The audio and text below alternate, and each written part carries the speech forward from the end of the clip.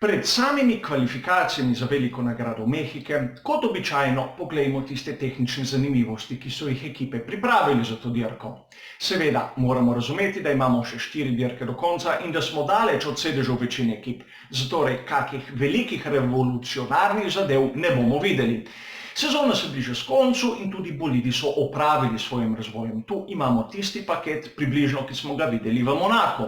To sem že opisal v prejšnjem prispevku in gre zaradi nadmorske višine in tem, da je zrak tu izjemno redek.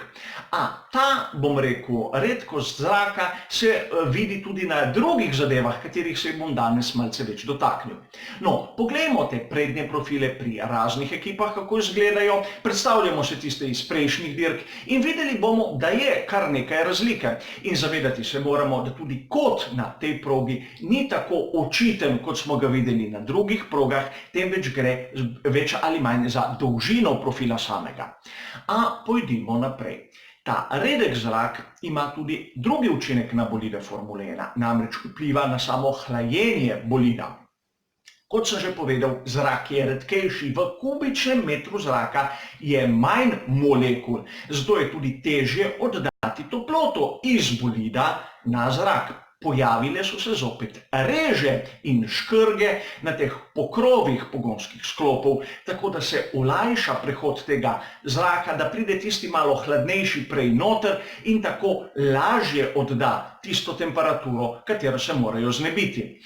Podobno zadevo smo videli na veliki nagradi Avstrije, katero sem že citiral, a tam je bilo sredi poletja in so bile temperature okolice zraka višje, kot jih vidimo tukaj v Mehiki.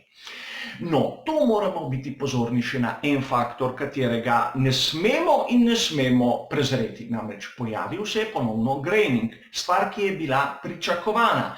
Zato je razlika v trdoti mešanic med lansko in letošnjo izvedbo kar za 2 stopnji. Vseeno, na prostih treningih, kot vidite, smo zopet videli ta pojav. A po drugi strani imeli smo temperature, katere so bile daleč od idealnih in tudi deževalo je prej, to se pravi, ta dež je spravil to gumo, ki so pnevmatike nanesle na asfalt. Prišlo je do tega pojava, to se pravi, pnevmatika je na asfaltu dobila obliko, to grobo obliko teh kamenčkov in te, bom rekel, teksture, ki jo ima asfalt, in ko je bočno drsela, so se vrhovi te teksture posneli, tako da vidimo na pnevmatiki, na tej tekalni površini. Ta pojav, kateri je podoben, naprimer, kot da bi z glavnikom počesali tekalno površino. No, tudi ekipe morajo točno preizkusiti, kdaj se ta pojav nekako zgodi, kje je tista meja, kje je tista, bom rekel, racionalna meja, dokjer se lahko še spustijo pri nastavitvah, da se temu izognejo.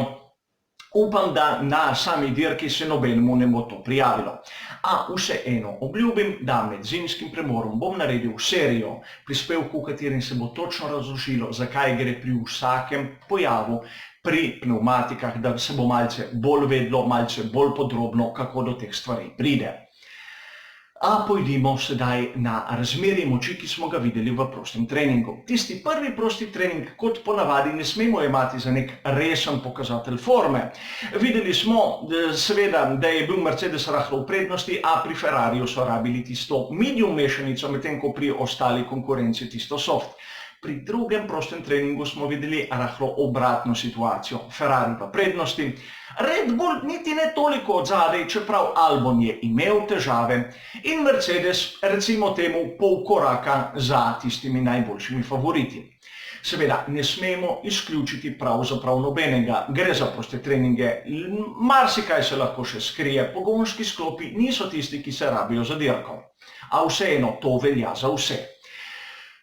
Pozorni moramo biti na kvalifikacijah, na tiste pnevmatike, ki si bojo rabili v Q2, kar sem povedal že v prejšnjem prispevku, in na to, kako se bojo bolidi obnašali. Razlike med tistimi prvimi in tretjimi ekipami res niso velike. Govorimo o pol sekunde, kar smo videli na drugih prostih treningih med sezono, da ni bil nek pokazatelj slabe forme, marsikaj se še lahko spremeni, čeprav smo videli, da ukolikor bi Ferrariju uspelo biti od spredaj, na tisti ravnini praktično konkurenca nima možnosti jih prehiteti.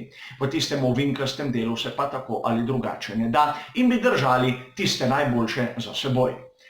Vseeno 15 minut pred 8 uro zvečer začnem z komentarjem v živo, z dogajanja in z kvalifikacij. Vabljeni, da se mi pridružite, vkolikor želite, drugače se pa vidimo v naslednjem prispevku, tistem zadnjem briefingu pred samo dirko. Hvala za vašo pozornost ter nasvidenje.